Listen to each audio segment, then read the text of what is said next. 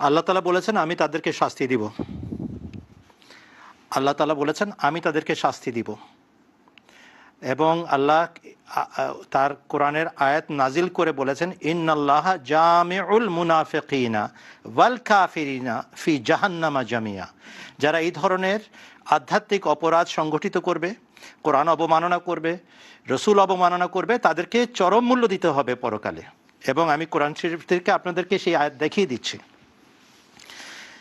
আউযু বিল্লাহি মিনাশ শাইতানির রাজিম, বিসমিল্লাহির রহমানির রহিম। ওয়াকাদ নাযালা আলাইকুম ফিল কিতাবে আন ইযা সামি'তুম আয়াতিল্লাহি ইউকফারু বিহা ওয়া ইউস্তাহজাউ বিহা ফালা তাকউদু মাআহুম হাত্তা ইয়াখুযু ফি হাদিসিন গায়রিহি ইন্নাকুম ইযাম মিসলুহুম ইন্নাল্লাহা জামিউল মুনাফিকিনা ওয়াল কাফিরিনা ফি জাহান্নামা জামিয়া। আর তিনি তোমাদের জন্য কিতাবে অবশ্যই এই নির্দেশ অবতীর্ণ করে দিয়েছেন, তোমরা যখন আল্লাহর আয়াতসমূহকে অস্বীকার করতে এবং এর প্রতি বিদ্রূপ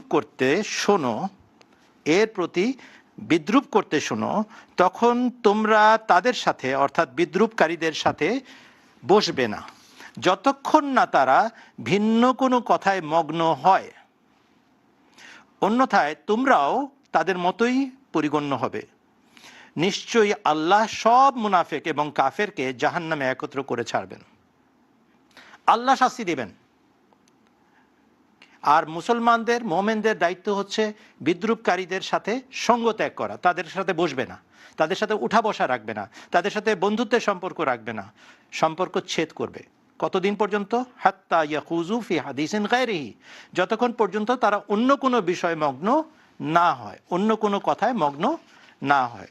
যারা বারবার হঠকারিতা দেখায় এবং আল্লাহ এবং রসুল এবং কোরআনকে বিদ্রূপ করে এবং এটাকে তাদের অভ্যাসে পরিণত করেছে, হাত্তার অর্থ হবে এমনকি তারা অন্য কোনো কথায় মগ্ন হলেও তাদের সাথে সম্পর্ক করবে না, কেননা তারা ধর্মকে ঠাট্টা বানিয়ে ফেলেছে। এটা ছিল সূরা আন-নিসা 141 নম্বর আয়াত, যেখান থেকে আমি আপনাদেরকে পড়ে শোনালাম। আল্লাহ তাআলা বলছেন তোমরা শাস্তি দিবে না, কিন্তু তোমরা সঙ্গ ত্যাগ করবে, আল্লাহ শাস্তি দিবেন, তাদেরকে জাহান্নামে পাঠাবেন। একই বিষয়ে আল্লাহ তাআলা সূরা আনআমে বলছেন এবং 69 এবং 70 নম্বর আয়াতে বলছেন। কি বলছেন শুনেন, ওয়াইজা রাআতাল্লাযীনা ইয়াখুযুনা ফি আয়াতিনা ফাআরিজ আনহুম হাত্তা ইয়াখুযু ফি হাদিসিন গায়রিহি ওয়া ইম্মা ইউনসিয়ান্নাকা শাইতানু ফালা তাকউদ বা'দা যিকরা মা'আল কওমিজ যালিমিন। বলছেন, আর তুমি যখন তাদেরকে দেখো যারা আমাদের আয়াতসমূহ নিয়ে হাসি বিদ্রূপ করে, তখন তাদের নিকট থেকে পৃথক হয়ে যাও, যতক্ষণ না তারা অন্য আলোচনায় প্রবৃত্ত হয়।